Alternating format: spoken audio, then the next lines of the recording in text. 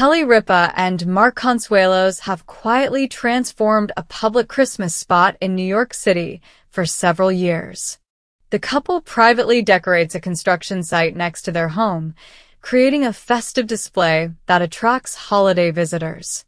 According to Ripa, they received permission from construction workers to adorn the area.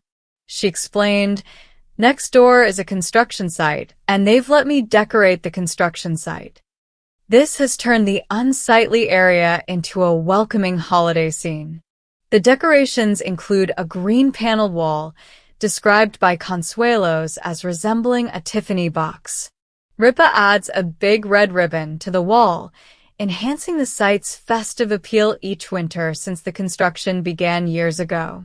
Passers-by often stop to take photos in front of the decorated spot.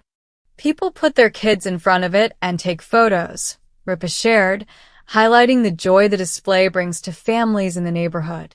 The couple has maintained secrecy about their role in decorating the site. They have even received Christmas cards featuring photos of children posing at the display, sent by acquaintances unaware of Ripa and Consuelos' involvement. Ripa finds humor and warmth in this anonymity, saying, "They have no idea. Now they'll know it's us. It's sweet." This tradition has persisted throughout the ongoing construction project, which has lasted 7 years. Their secret decorating effort follows a trend among celebrities who engage in quiet holiday giving. For example, Whoopi Goldberg recently shared how she answers letters to Santa to spread seasonal cheer and help others feel valued. The festive work by Ripa and Consuelos coincides with the holiday programming of their show, Live with Kelly and Mark, which airs a special Christmas Eve episode each year. The decorating tradition adds a personal touch to their seasonal celebrations. Ripa and Mark Consuelos' dedication transforms a hidden corner of New York City into a charming holiday attraction, quietly spreading festive joy to the community. In New York City, Christmas had a way of arriving before anyone was ready. It slipped in quietly between scaffolding poles and traffic lights, between coffee cups clutched in gloved hands and the breathy steam rising from subway grates. The city did not pause for the season, it rarely did, but if you paid attention, you could feel it. A shift. A hum beneath the noise. On a narrow residential block, just off a well-traveled avenue, stood a construction site that had outlasted expectations. 7 years of plywood barriers, warning signs, and half-finished promises. The kind of place people stopped seeing after a while. It was just there, a gray interruption between buildings that had long since learned how to coexist with inconvenience. Except in December. Every year, without announcement or credit, the site transformed. The plywood walls were no longer dull brown.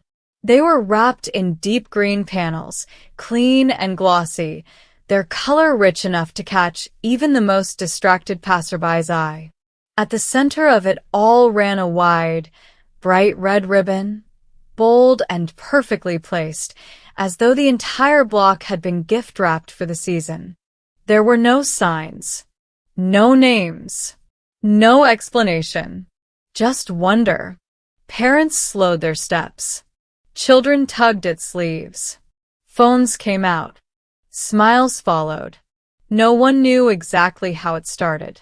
But Ripa remembered. The first winter of construction had been the hardest. Kelly had stood at her window one evening, watching workers pack up for the night as early darkness settled over the street. The sounds of drills and hammers faded, replaced by the hollow echo of traffic and the occasional laughter from a nearby restaurant. The plywood walls were newly installed then, raw and splintered in places, stamped with safety notices and faded tape. They made the block feel smaller, heavier. "It's depressing," she said aloud, more to herself than to anyone else. Mark looked up from the kitchen table where he was sorting mail. "It's temporary," she snorted. So is everything. That doesn't mean it has to look like this. They had lived in the neighborhood long enough to feel its rhythms. They knew the dog walkers by name, the doorman, the florist who closed early on Sundays.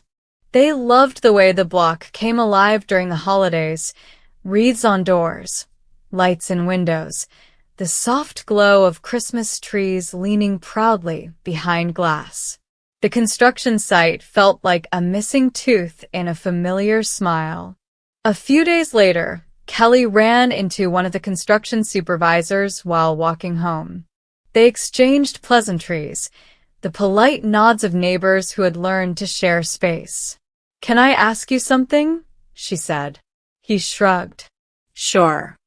"Would it be allowed," she said carefully, "to decorate the wall for Christmas? Just on the outside. Nothing permanent." He blinked, surprised, then smiled. "As long as it doesn't interfere with work," he said. "Go for it." She thanked him, heart already racing with ideas. That night, she told Mark, "You want to decorate a construction site?" he asked, amused. "I want to make it look like it belongs here," she replied. He smiled. "Then let's do it right." They didn't overthink it. Kelly wanted something simple, elegant, festive without being flashy. Green panels to cover the plywood, temporary, removable, clean. Mark suggested the ribbon. "A big one," he said. "Like a present." "A Tiffany box," she laughed. They worked late one night, after most of the block had gone quiet. No announcements, no photos. Just the two of them, a few ladders, and the soft sound of ribbon being secured against the cold. When they stepped back, Kelly felt something loosen in her chest. It didn't fix the construction.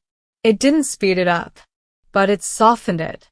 The next morning, she watched from the window as people noticed. A woman walking her dog slowed, tilted her head, and smiled. A delivery driver stopped to look. A child pointed. Kelly turned away before anyone could see her grinning like she'd just pulled off a secret prank. By the second year, the transformation had become expected, but still surprising. No one knew who did it. That was part of the magic. Some neighbors assumed the city was responsible. Others thought it was the construction company trying to improve public relations. A few guessed a local business had sponsored it. Kelly and Mark said nothing. They liked it that way. "Do you ever want credit?" Mark asked one night as they hung the ribbon again. "No," Kelly said. "That's the point." The wall became a meeting place in December. Not officially, not intentionally, but inevitably. Parents lined up their kids in front of it for photos, adjusting hats and scarves while reminding them to smile. Tourists stumbled upon it by accident and snapped pictures, delighted to find something so cheerful tucked between steel beams and caution tape. Sometimes, Kelly overheard conversations as she passed by.